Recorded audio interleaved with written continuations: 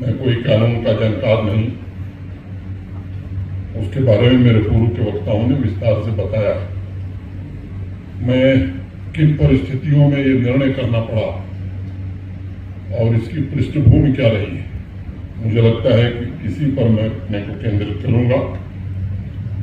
ये एक स्वर्णिम अवसर मैं मानता हूं, और वो इसलिए इसी वर्ष भारत के संविधान को निर्मित हुए 75 वर्ष पूरे हो रहे हैं, और पहली बार क्रिमिनल जस्टिस सिस्टम को गवर्न करने के लिए बनाए गए तीनों कानून भारत के संविधान की मूल भावना पर आधारित हैं, ऐसा आज हम कह सकते हैं।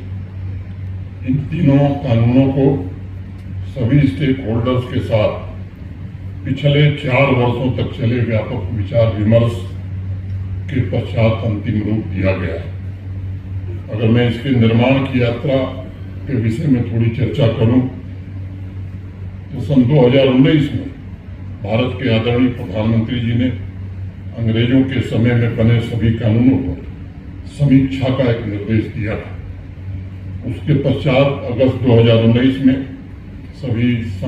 सभी राज्यों, संघ राज्य क्षेत्रों, माननीय सर्वोच्च न्यायालय, माननीय उच्च न्यायालय, न्यायिक academy, law university, parliament members, विधायक, सिविल सोसाइटी तथा जनता से सुझाव मांगे गए। सितंबर 2019 में सभी राज्यपालों और उपराज्यपालों को पत्र लिखकर भारत सरकार के गृह मंत्रालय ने सुझाव मांगे। 2020-2021 में भी स्टेक होल्डर से विस्तृत चर्चा हुई और कुल मिलाकर 3200 सुझाव भारत सरकार को प्राप्त हुए, जिसमें 200 के आसपास IPS ऑफिसर्स ने भी सुझाव दिए थे। उसके पश्चात परामर्श का दौर शुरू हुआ। भारत के गृह मंत्री श्रीमान अमित शाह जी स्वयं 158 ऐसी बैठकों में उपस्थित रहे। इस तरह के व्यापक विचार विमर्श के आंकड़ों से स्पष्ट होता है कि न्याय, समानता और निष्पक्षता पर आधारित तीनों कानूनों के लिए राष्ट्र की विधायिका, कार्यपालिका और न्यायपालिका ने एक राय से मत दिया है। इसके लिए जम्मू कश्मीर एवं संपूर्ण राष्ट्र, मैं समझता हूं कि भारत के सम्माननीय प्रधानमंत्री का आभारी है।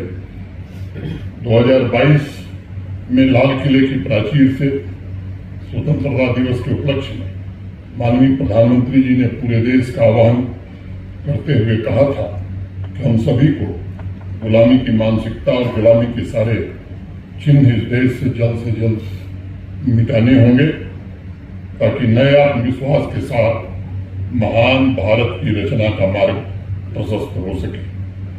उन तीनों कॉलोनियल कानूनों से देश को मुक्ति दिलाकर मैं समझता हूं कि प्रधानमंत्री जी ने संविधान के अमृत वर्ष में संविधान के मूल तत्वों, व्यक्ति की स्वतंत्रता, मानव अधिकार, सबके साथ समान व्यवहार, न्याय और लोकतांत्रिक मूल्यों के आधार पर बनाए गए कानूनों को आज भारत लागू कर रहा है। इस ऐतिहासिक परिवर्तन के द्वारा ये सुनिश्चित किया गया कि अंतिम व्यक्ति तक न्याय कैसे पहुंचेगा।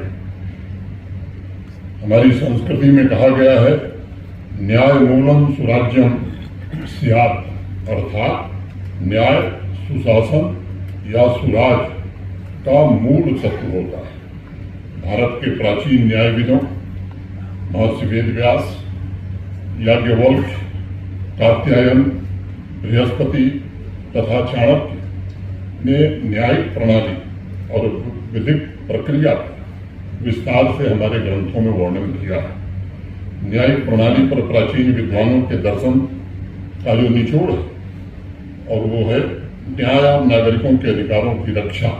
किसी भी शासन में ये सर्वोपरि होनी चाहिए।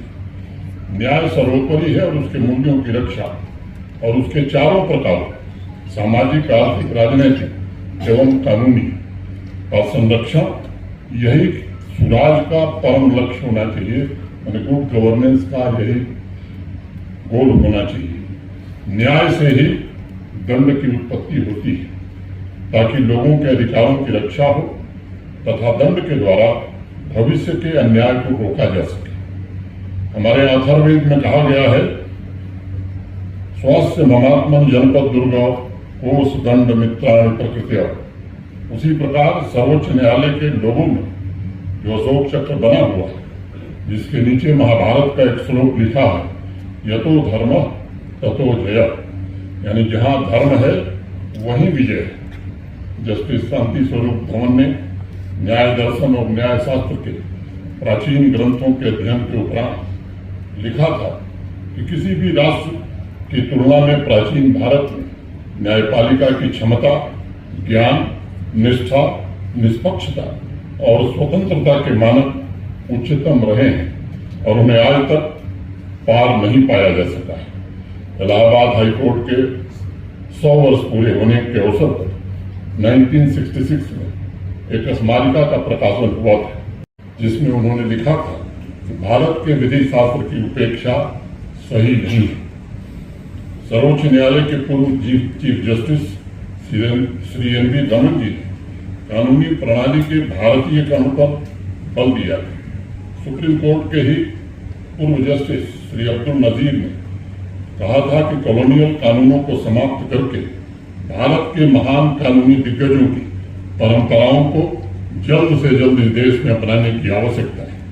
इसलिए मुझे खुशी है और गर्व है कि आज भारतीय न्याय संहिता की भावना पर आधारित कानून को लागू करके भारतवर्ष एक निष्पक्ष, पारदर्शी और उत्तरदायी प्रणाली के प्रति अपनी प्रतिबद्धता को दोहरा रहा है तथा न्याय के लिए एक नए विजन को भी अपना रहा है। यह विजन एक ऐसे समाज की हमारी सामूहिक आकांक्षा पर आधारित है जहां न्याय सभी के लिए सुलभ हो, जहां कानून का शासन कायम हो और जहां हर व्यक्ति की गरिमा बरकरार रखी जा सके। हमारे देश के संविधान ने न्याय संगत, निष्पक्ष और स्वतंत्रता तथा बंधुत्व के सिद्धांतों पर आधारित कानून पर सदैव बल दिया है। इसलिए अगर इन कानूनों के विवरण में हम जाकर के देखेंगे तो यह स्पष्ट रूप से हमें नजर आएगा कि यह दमनकारी कॉलोनियल ढांचे से हटकर सभी के लिए न्याय और समानता सुनिश्चित करता है। मुझे स्मरण है, दिसंबर 2023 में देश की संसद में जब इन कानूनों से संबंधित विधेयक पर चर्चा हो रही थी तब अनेक माननीय सदस्यों के इसकी आवश्यकता पर सवाल उठाए थे और उस समय भारत के गृह मंत्री श्री अमित शाह ने उनका संदेह दूर करते हुए कहा था कि अंग्रेजों ने अपने शासन को बनाए रखने के लिए ये कानून बनाए थे। यानी इसका मुख्य उद्देश्य था गुलाम प्रजा को गवर्न करना ताकि अंग्रेजी राज इस देश में सुरक्षित रह सके। मैंने संविधान सभा की कार्रवाई पढ़ी है। 3 जून 1949 को जब राष्ट्र के नीति निर्माता संविधान सभा में राष्ट्र के उज्जवल भविष्य के लिए संविधान पर चर्चा कर रहे थे, तब एक सदस्य पंडित ठाकुरदास भार्गव ने कहा था कि जब हम इस देश के लिए एक नवीन संविधान का निर्माण कर रहे हैं तब हम ऐसी व्यवस्था हमें करनी चाहिए जिससे आम लोगों के प्रति सभी मामलों में न्याय हो सके। एक दूसरे सदस्य प्रोफेसर सिब्बललाल शर्मा ने कहा था कि वर्तमान न्याय प्रणाली यानी जो अंग्रेजों ने बनाई उसे तुरंत बदल दिया जाना चाहिए और उसके स्थान पर एक ऐसी न्याय प्रणाली स्थापित करनी चाहिए जिससे लोगों को न्याय प्राप्त हो सके। संविधान सभा के ही एक अन्य सदस्य डॉक्टर पीके सेन ने कहा था कि भारत की स्थिति में इंग्लैंड का अनुसरण नहीं करना चाहिए क्योंकि उन्होंने शासन के लिए दमन की नीति को अपनाया था। लेकिन ये सच है, उस बदलाव की प्रक्रिया में काफी देर हुई। 7 दशक पश्चात आखिरकार क्रिमिनल जस्टिस सिस्टम को गवर्न करने वाले कानूनों में हमारे संविधान की भावना का समावेश हो सका और हम सब इसके गवाह बन सके। ये हम सबका सौभाग्य है।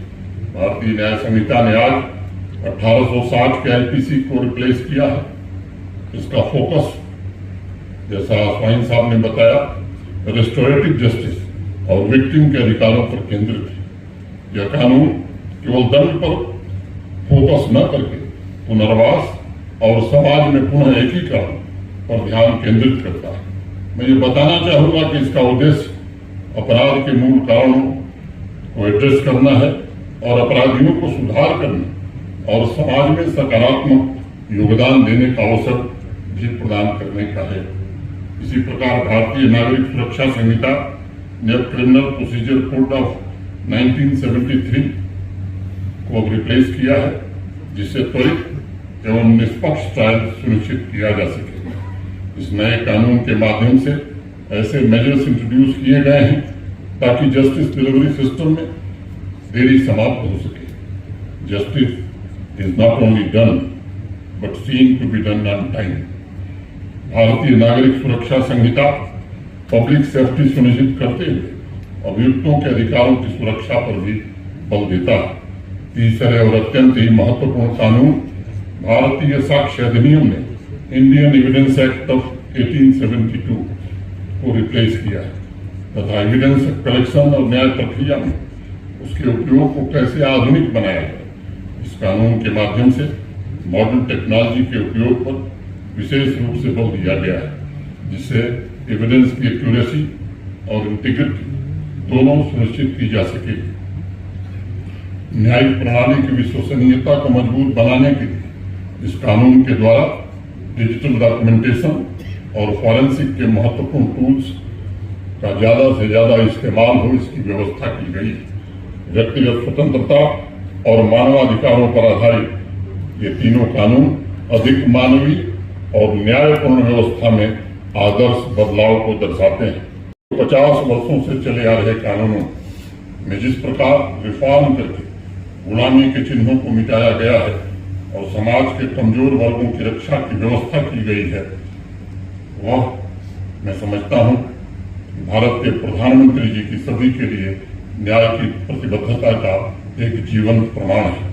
यह तीनों कानून हमारी सांस्कृतिक और ऐतिहासिक जड़ों को सशक्त बनाते हुए आधुनिक समय के साथ आगे बढ़ने और भविष्य की चुनौतियों से प्रभावी तरीके से निपटने की हमारी प्रतिबद्धता को भी दर्शाता है।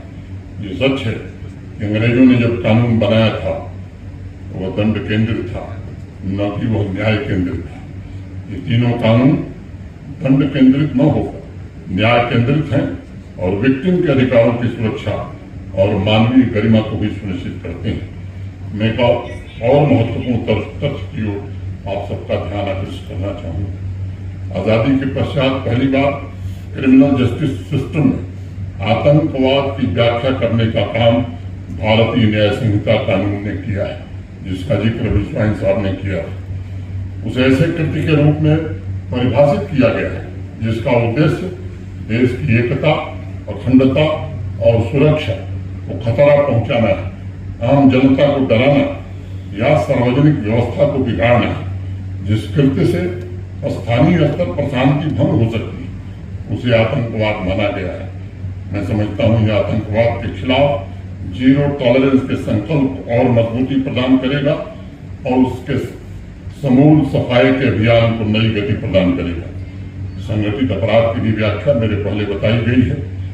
भारतीय न्याय संहिता में राजद्रोह यानी सेडिशन को समाप्त कर दिया गया। इसके स्थान पर देशद्रोह को शामिल किया गया। भारत की संप्रभुता, एकता और अखंडता को खतरे में डालने वाले कृत्यों को इस श्रेणी में रखा गया है। जो भी व्यक्ति अलगाववाद, सशस्त्र विद्रोह, विध्वंसक गतिविधियों, अलगाववादी गतिविधियों की भावनाओं को प्रोत्साहित करता है, उसके लिए इलेक्ट्रॉनिक संचार या वित्तीय साधनों का सहारा लेता है, वह देशद्रोह का अपराध माना जाएगा।